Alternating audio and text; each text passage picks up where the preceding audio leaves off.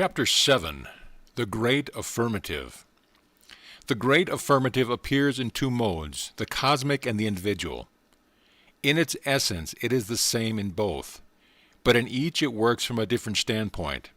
It is always the principle of being, that which is, as distinguished from that which is not.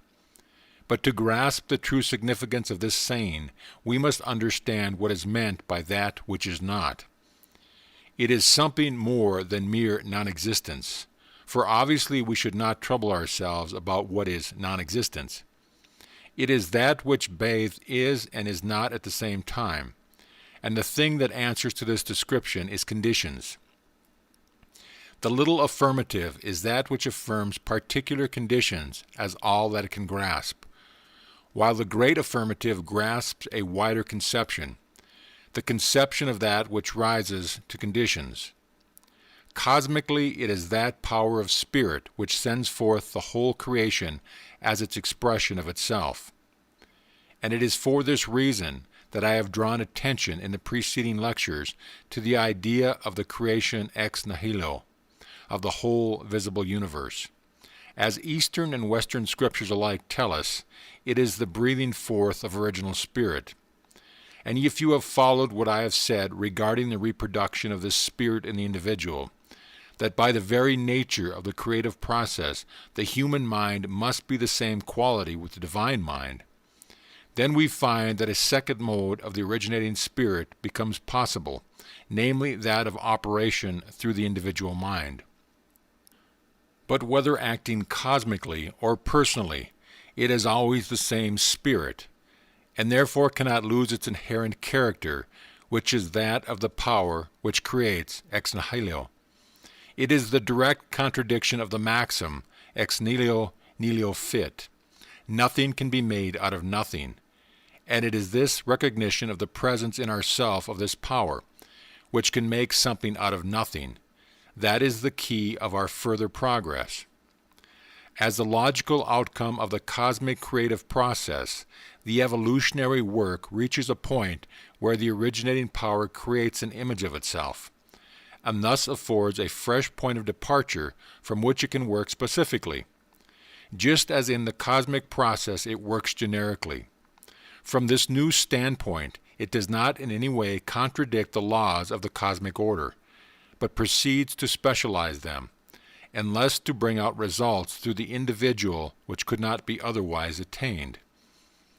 Now the Spirit does this by the same method as in the original creation, namely by creating em nihilo, for otherwise it would be bound by the limitations necessarily inherent in the cosmic form of things. And so no fresh creative starting point would have been attained. This is why the Bible lays such stress on the principle of monogenesis, or creation from a single power instead of from a pair of synergy. And it is on this account that we are told that this oneness of God is the foundation of all the commandments, and that the Son of God is declared to be monogenes or one begotten. For that is the correct translation of the Greek word. The immense importance of this principle of creation from a single power will become apparent as we realize more fully the results proceeding from the assumption of the opposite principle, or the dualism of the creative power. But as the discussion of this great subject would require a volume to itself, I must at present content myself with saying that this insistence of the Bible upon the singleness of the creative power is based upon a knowledge which goes to the very root of esoteric principles, and is therefore not to be set aside in favor of dualistic systems, though superficially the latter may appear more consonant to reason. If, then, it is possible to put the great affirmation into words, it is that God is one, and that this one finds center in ourselves. And if the full meaning of this statement is realized, the logical result will be found to be a new creation both in and from ourselves. We shall realize in ourselves the working of a new principle whose distinguishing feature is its simplicity. It is oneness, and is not troubled about a second. Hence what it contemplates is not how its action will be modified by that of some second principle, something which will compel it to work in a particular manner and so limit it, but what it contemplates is its own unity. Then it perceives that its unity consists in a greater and lesser movement, just as the rotation of the earth on its axis does not interfere with its rotation around the sun, but are both motions of the same unit, and are definitely related to each other. In like manner, we find that the spirit is moving simultaneously in the macrocosm of the universe and in the microcosm of the individual. And the two movements harmonize because they are at the same spirit, and the latter is included in the former and presupposes it. The great affirmation, therefore, is the perception that I am is one, always harmonious with itself, and including all things in this harmony, for the simple reason that there is no second creative power. And when the individual realizes that this always single power is the root of his own being, and therefore has center in himself and finds expression through him, he learns to trust its singleness, and the consequent harmony of its action in him with what is doing around him. Then he sees the affirmation, I and my Father are one, is a necessary deduction from a correct apprehension of the fundamental principle of being.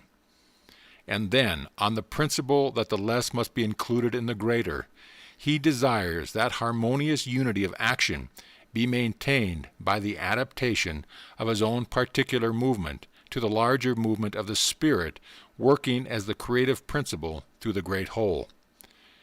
In this way, we become centers through which the creative forces find specialization by the development of that personal factor on which the specific application of general laws must always depend.